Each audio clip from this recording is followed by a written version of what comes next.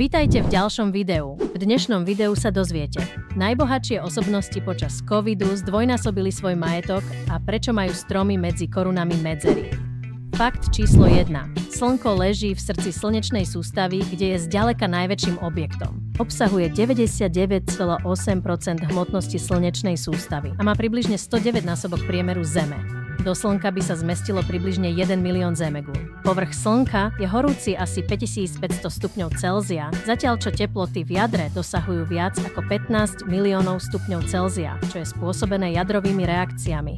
Podľa NASA vybuchnutie 100 miliard tón dynamitu každú sekundu by zodpovedalo energii vyrobenej Slnkom. Fakt číslo 2. Gilcat alebo Gilbertov Potoroó je malý klokanovitý vačkovec z čeláde Potoroidae.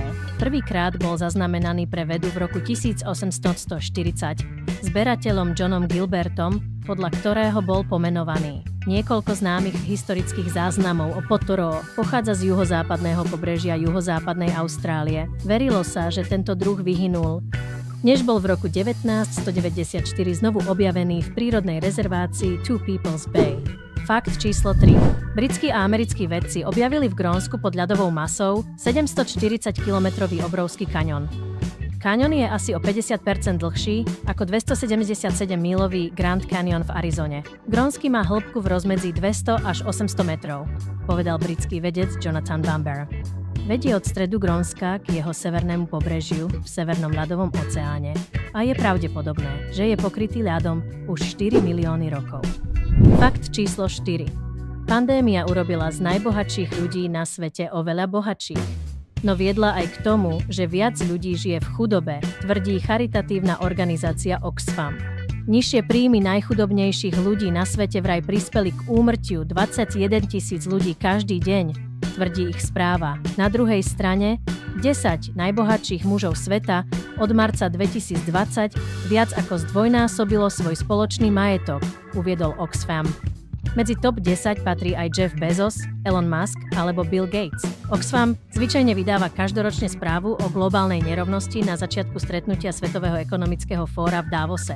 Fakt číslo 5. Mnohé lesné stromy vytvárajú tajomné medzery, nazývané plachosť koruny, ktoré im pomáhajú zostať zdravými. Jedného teplého dňa v marci roku 1984 biológ Francis Jack Putz sa vybral do lesa čiernych mangrovníkov, aby si oddychol od horúčavy. Keď sa pozeral k oblohe, vietor rozvíril vrcholky mangrovníkov. Putz si všimol prázdneho priestoru medzi konármi.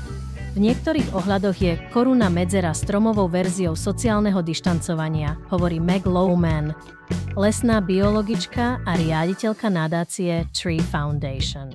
V momente, keď začnete brániť rastlinám, aby sa navzájom fyzicky dotýkali, môžete zvýšiť produktivitu. To je krása izolácie. Strom si takto skutočne chráni svoje zdravie. Fakt číslo 6. Počet divých levov je menej ako 10% z toho, koľko ich tu bolo pred 100 rokmi, keď sa ich po zemi potulovali tisíce. Na celom svete je viac sôch kráľa džungle ako skutočných divých levov, pričom sa predpokladá, že len 20 000 zvierat zostáva mimo zajatia v prírode. V porovnaní s približne 10 000 sochami len v samotnom Londýne. Fakt číslo 7. Charles Cunningham Boycott, ktorý žil v rokoch 1832 až 1897, bol anglický pozemkový agent, ktorý sa stal neslávne známym po tom, čo ho ignorovala a ostrakizovala jeho mejská írska komunita v Írsku, po tom, čo s nimi veľmi zle zaobchádzal. Dnes si spomíname na anglického vlastníka pôdy Charlesa Cunninghama Boycotta, ktorého jeho nájomníci z Majo ignorovali vďaka tomu, že práve po ňom bolo pomenované slovíčko bojkot, čo znamená odmietanie niečoho, vyhýbanie sa niečomu. Fakt číslo 8. Podľa programu America's Mustang je v súčasnosti v USA viac ako 70 000 voľne sa pasúcich Mustangov. Počty Mustangov v 20. storočí dramaticky klesali, pretože kone boli zabíjané a chytané z rôznych dôvodov. Vrátane potravy pre ľudí a psov poznamenal americký program Mustang. V severoamerickom teréne sa v roku 1900 pohybovalo asi 2 milióny Mustangov. Do roku 1971 sa ich populácia podľa AMNH snížila len na 17 300. Mustangy a burosy sa potom stali chránenými na verejných pozemkoch podľa zákona o divokých voľne sa pohybujúcich koňoch a burosoch. Kongres ich vyhlásil za živé symboly historického a priekopníckeho ducha západu. Tento akt tiež umožnil ich riadenie a kontrolu.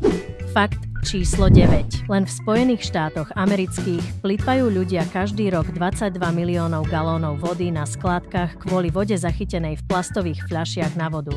To je 22 miliónov galónov vody, ktorú už nikdy nedostaneme späť do vodného cyklu Zeme. Voda je životne dôležitá pre celý život a sladká voda je životne dôležitá pre ľudský život. Sladká voda tvorí mimoriadne malý zlomok všetkej vody na planete. Zatiaľ čo takmer 70% sveta pokrýva voda, iba 2,5% z nej je čerstvá. Zvyšok má slané a oceánske založenie.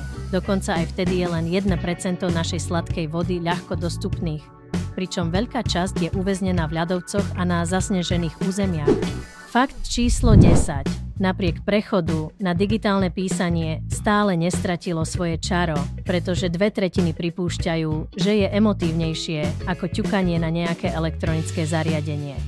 Prieskum, ktorý uskutočnila stránka o rodinnej histórii Ancestry, sa opýtal 2000 Britov na ich zvyky pri písaní. Zistilo sa, že polovica uprednostňuje písanie na počítači, tablete alebo telefóne. Pričom medzi hlavné dôvody uviedla rýchlosť a efektivitu komunikácie. Približne 1 z 10 opýtaných respondentov nenapísal za posledný rok rukou vôbec nič. A sme na konci tohto videa. Dúfame, že sa vám video páčilo a podporíte nás lajkom a odberom. Uvidíme sa v ďalšom videu.